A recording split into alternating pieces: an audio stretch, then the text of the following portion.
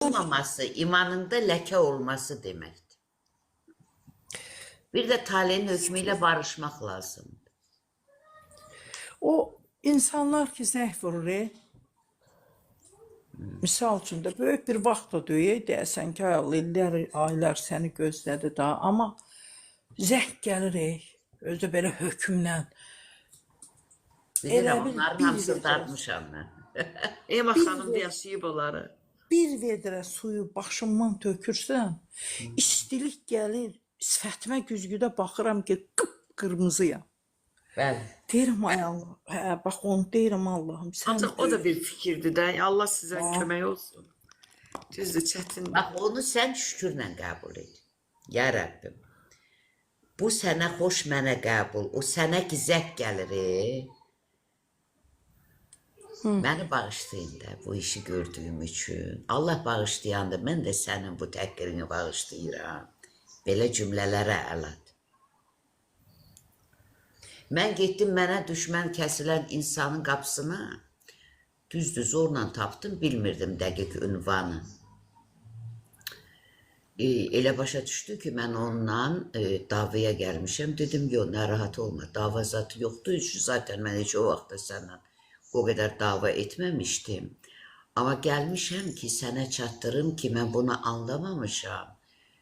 Bu Allahın bir sınağıymış və biz bunu yaşamalı imişik.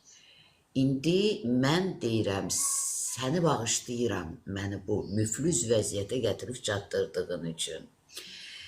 Sənə görə nə itirmişəmsə, onu da sənə bağışlayıram.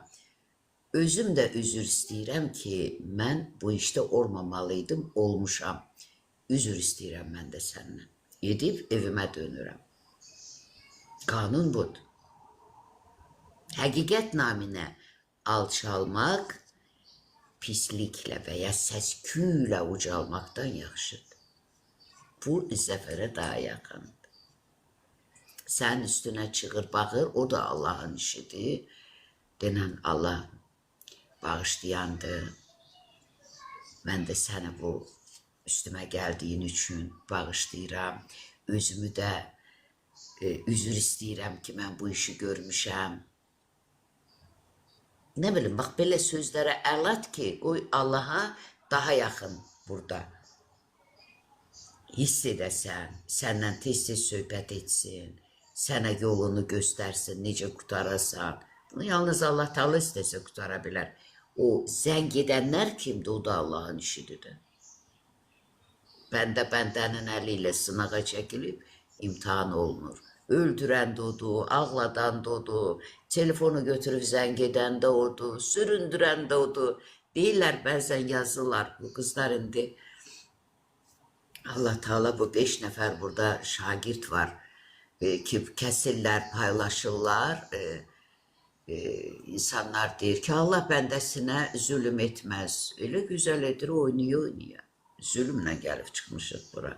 Sınağın adı bəs nətər zülüm etmir ki, 10 yaşında Yusifi quyuya atırır, quyudan çıxardıb qul bazarında satdırır, oradan da zindana atdır, nətər etmir? Öz peyğəmbərinə edir, bəndəsinə etməyəcək, edir. Onlar şükürlə qəbul edilməlidir. Etdin, bəxtiyarsın. Etmədin, uzanacaq. Deyir o, acı bağırsaq kimi uzanacaq. Anında gərək deyək ki, ya Rəbbim, bu sənə xoş, mənə qəbul, bu imtihanlardan keçmək üçün. Doğruyum xanım.